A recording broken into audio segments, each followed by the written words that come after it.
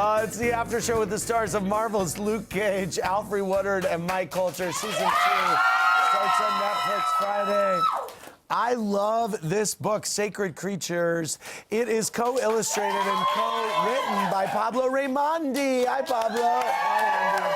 Pablo also co-owns Bedlam and Atlas Social Club. That's right. Which are two fantastic bars in New York City. And I love seeing you working the bar sometimes without a shirt, Pablo. Rarely, but yes. No, but you make it count. Sometimes. Let's go back to the phones. Caller, what's your name and from where are you calling? Hi, my name is Shay. I'm calling from Houston. Hey, Shay, what's your question? My question is for Mike. Okay. Mike, when filming Jessica Jones, you and Krysten had some pretty steamy scenes. What was that like? They're always very awkward, actually. We had met before months earlier, and we got along great. And then, you know, it's like the second day. They always do this. They make you jump into bed the second day. And I found out why. So when you meet someone, whatever you feel for them, it's sort of just chemistry. It literally is just how you feel about them based off of what you see.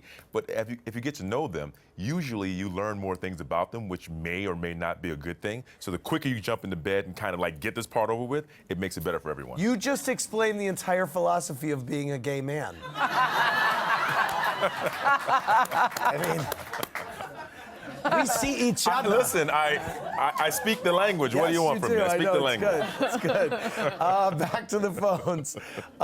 Caller, what's your name and from where are you calling? Hi, this is Catherine from Alfred, New York. Hey, Catherine. Andrew stands since day one. Oh, My thank you. question is for Alfred. Given that you're gorgeous and you've been on so many different venues, I wondered if you'd ever been sexually harassed like so many people in your profession, so many beautiful women. Is that something that you faced through your career? There's probably something about me that says don't F with me? Yeah, and you know, to be really honest, I'm of that generation, and I'm tough enough that I can accept like a awkward compliment, like, "Oh, your butt really looks nice," and I can tell the difference when it's somebody saying, "Oh, you look fit," or somebody saying something else, and you can just tell the difference. And you know, if you get grabbed, you grab, and you tell people where to go. So. So you grab. All right. So, but I understand everybody has a different way of being. But those girls of us that are up in some age, we learned hand to hand from our moms. Right. How to deal Combat, with it. that is, yeah. Yeah. How to deal with it. Yeah. Dana Kay said, Alfre, I love your sisters' soirees that you do every year. What prompted you to start them, and which attendee left you the most starstruck over the years? This was established to celebrate minority women who've been nominated. Is that right? Yeah.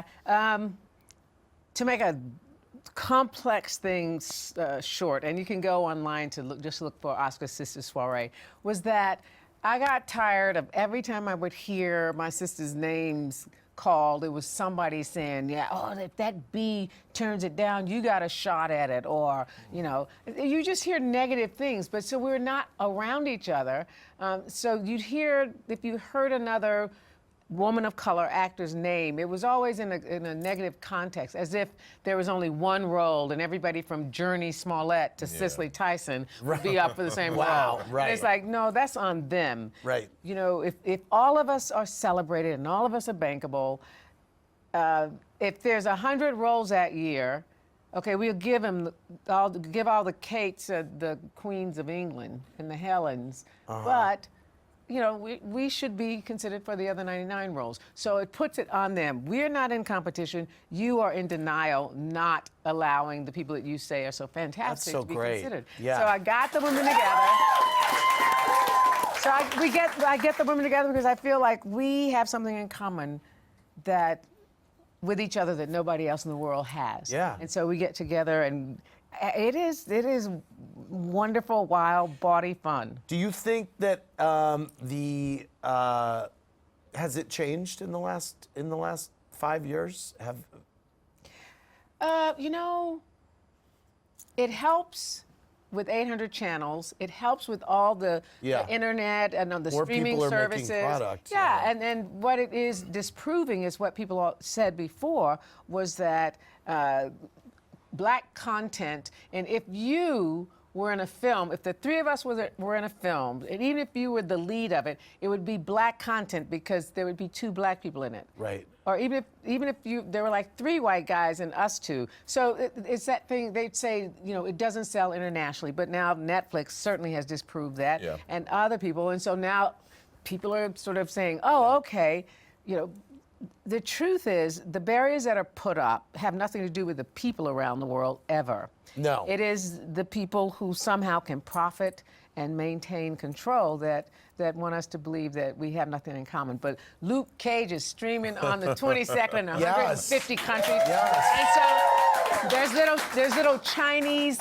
boys and girls, little boys and girls. Walking around with hoods. Yeah. Really? Everybody wants to be Luke. Oh, we did really well in Korea. Yeah. Girls and that true? boys. No, I mean, we explored that territory last, when we first came out, went to Korea and Japan. And Korea is a very sort of, you know, nationalistic, and that's not to say it's a bad thing, but they have their own culture. And so for us to come over there and to be able to sort of do well, it's a great thing. And that's great. I mean, Black Panther came out and crushed it. Yeah. We came out and we did really well there before, and I'm glad that that's something that, you know. Do you think the success of Black Panther somehow made Luke Cage more, you know, marketable for Netflix? I mean, Well, no, I don't think it changed. No, I don't Right. think it's changed. I think anyone who watched the first season of Luke Cage and enjoyed it will watch Yeah. again. And we've grown our fan base just based off of, you know, people word of mouth and also curiosity for the black culture and superheroes in a different sense, because we're so different. We're so different. We're very urban and very like hands-on in the sense that you can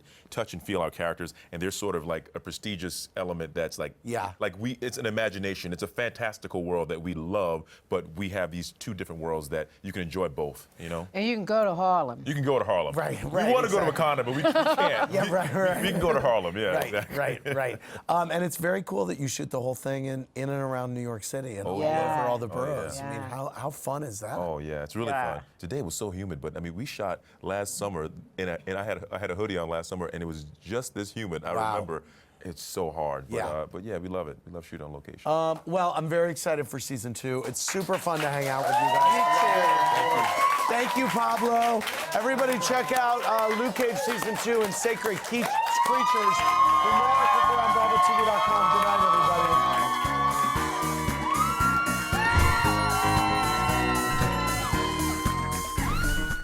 Thanks for watching. Watch more clips here and subscribe to our channel here.